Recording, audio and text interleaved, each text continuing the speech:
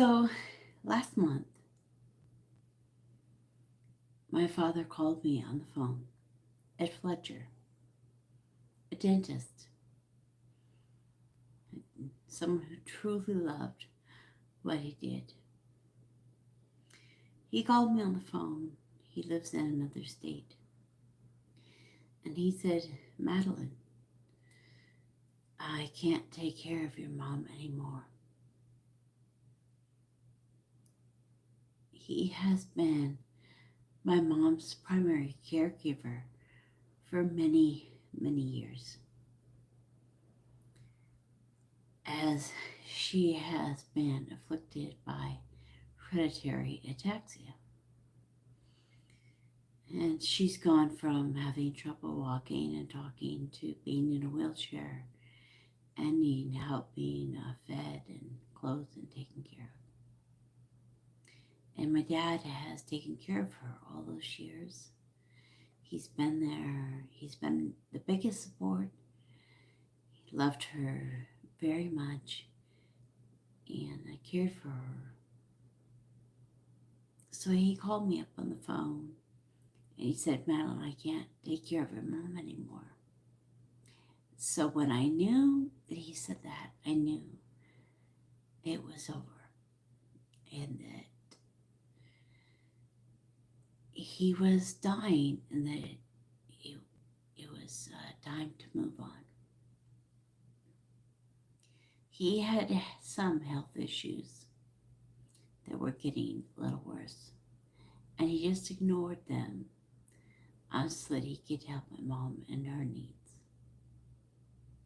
because that was the most important thing to him. So last month, when my dad called me and said, I can't take care of your mom anymore, I made a flight reservation for me and my children, 2 boys, 11 and 9, to go up to my parents in Washington State.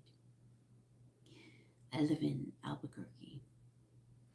To fly up to them and to spend about 5 or 6 days. And the day I arrived, my father went into the hospital. And it was a real blessing for me to arrive that day because I was able to fill in for my dad. He'd already brought in a couple caregivers to help with my mother on the hours that he couldn't fill in. And I was able to help, excuse me, until we were able to get full-time care. So I ended up staying about a little over a week. My children were gracious enough to stay a little extra time with me. And they were able to go into the hospital and see my dad one time. I was very grateful to the Centralia Hospital for letting my children come to see their grandpa. So I just am so grateful that they were able to see him for the last time, and that my aunt was able to come up, his sister, and my uncle, his brother, to see him and talk to him as well. So it was one of the hard things for my dad to be in the hospital. He's not a hospital kind of guy. So I was glad that I showed up and that I was able to help out, and I was able to see my mother's needs during that time and assess them and to assess some of the situations around her care. So I want to tell a little side note. My sister passed away when she was 18, in a car accident, and I was 21, back in 93, long time ago. And during that time, when she passed away, um, as you can imagine, it was very hard for our family, but it brought my parents closer together. And sometimes it pulls people further apart, but for them, it brought them closer together. And they really were able to commit to each other at that time. And recently, two different times when my dad was in the hospital or unable to care for my mom, I would ask my sister in the ethereal to come and help. And I'd be like, Meredith, they're your parents too. Come help me. And somebody would show up to help and to be a caregiver. One time it was my friend Karen came and helped out. And the next time I called on the phone and there was a caregiver there to help out. And it just happened. So I thank my sister for her help, and I continue to enjoy her help at this time.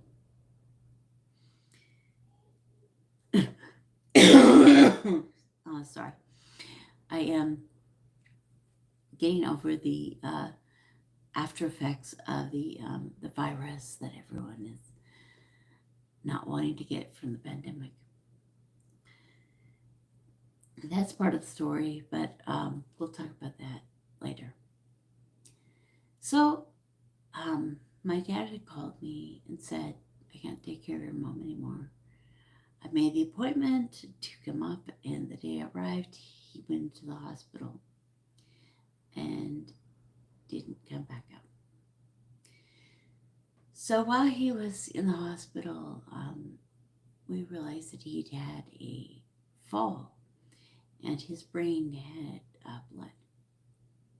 And he and my mother, just a week or two before, had signed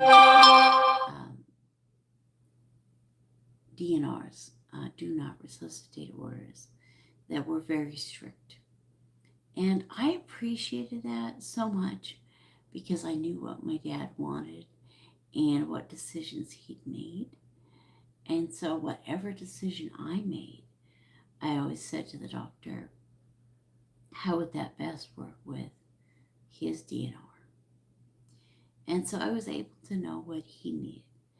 There were a lot of other things he was doing behind the scenes that I didn't necessarily know about. You know, he sold the tractor and the tractor equipment and a lot of things at the farm and at the house. He began selling them off, and that's a big help.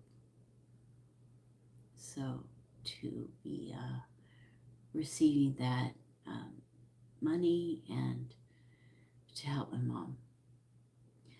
So while my dad was in the hospital, then they decided to put him into rehab. And so as he went into rehab, I decided to keep mom at home for a little while with 24-hour care, because if dad got better and was able to live at home with mom, the cost per month would be about the same as if each of them were in a separate home or in the same home together. So it would be about the same cost for them. So I was like, and also I wanted her to be at home, as things played out. Because although all the decisions I was making had to be related to when dad gets better, I knew that he wouldn't. I knew this was the end. In fact, as we got closer, I knew that he was going to pass away on 8/8. I was close. I thought maybe 8 o'clock, and it was 4 o'clock. So it was pretty close. So I knew that he was going to pass away at that time. I knew that we needed to start getting ready. It's kind of hard when you're in that situation, and I realized what it was like for the death goddesses in the Morgan, because she was told that, because you're telling someone that they're going to die, that you must be killing them. But that's not true at all. She just knew that that's what was going to happen. And so, it's better for us to not assume what's going on with someone else, but just to let it play out. So after my dad had called me and I came up to visit, um, I needed to come back home and do some work and bring my children back to their home and head off to their next adventure. So we were able to be there. I feel like I was really led by my spirit guide. My primary spirit guide is my sister. She is my angel, my ancestor, my guide, and my friend. And to have been able to become that close to her really, really is a very special and meaningful thing in my life right now. And having her is making all the difference in the situation that we're facing now. So I wasn't quite sure how much I want to share today, but I feel like this is where we should end the first visit of my parents. The one other thing I'd like to say is during that time, I was able to observe very clearly the toxicity of my mother. And even though she is in a very difficult place, in the wheelchair, having difficulty speaking, difficulty using her hands, and all these things, she's still very capable of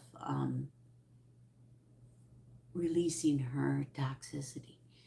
And I'm so sensitive energetically, and I'm still learning how to protect myself energetically. It's still quite hard for me to be around her for long periods of time. And, if you're in that situation, excuse me, if you're in that situation where you struggle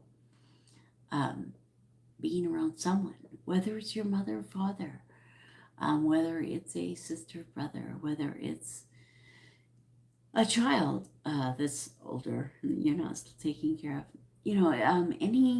any situation, significant other, partner, husband, wife, anything like this, if you need to step away to take care of yourself, to take care of yourself energetically, you need to.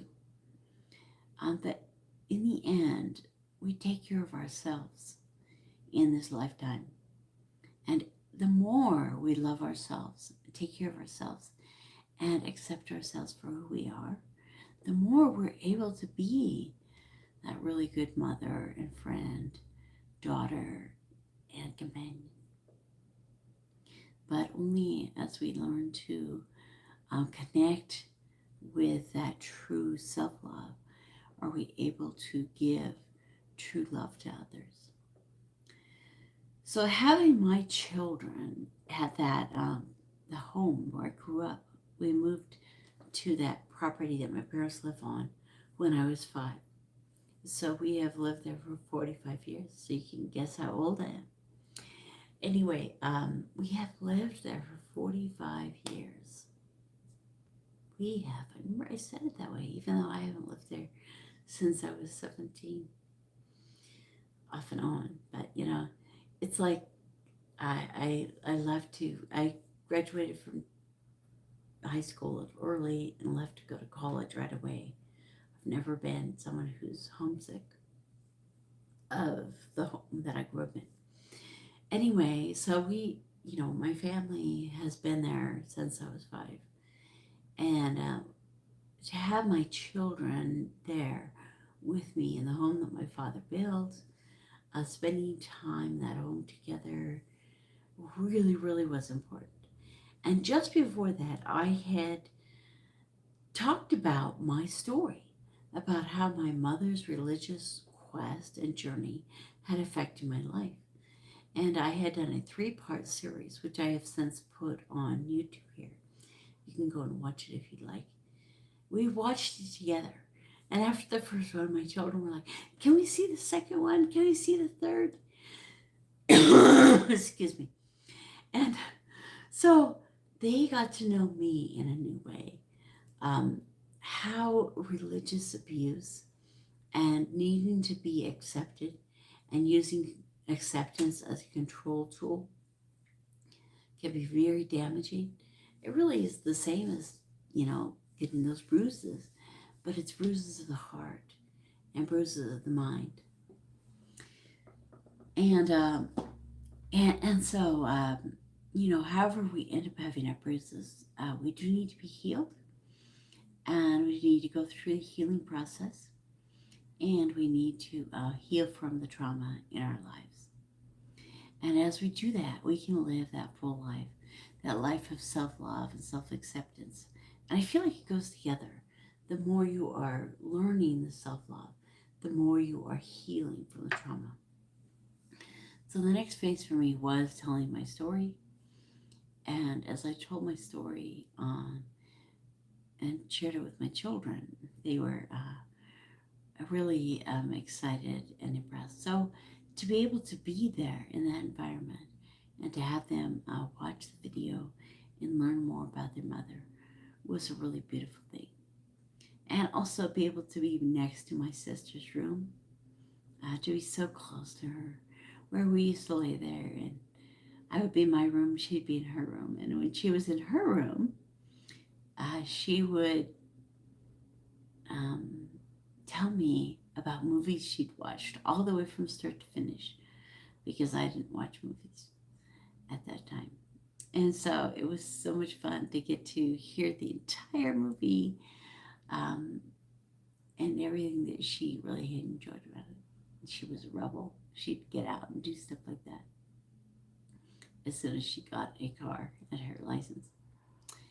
Anyway, so I just want to say that I was truly led and blessed when my dad called me and said, "I can't take care of your mom." I knew it was the end for him, and that his mission was complete. And I knew it was time to come out and to bring my children and to have that moment in that place and time. And even though I didn't get to see my dad very much in the hospital, I did get to go some. I get to move him from the hospital to rehab. And that was a real blessing. He didn't know where he was going, that he was going from the hospital to rehab. And he said, "Where are you taking me?" And I told him rehab. And, "Oh, I thought you were taking me home."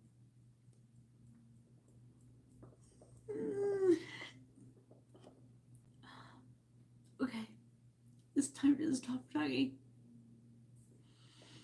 More tomorrow. Love you all.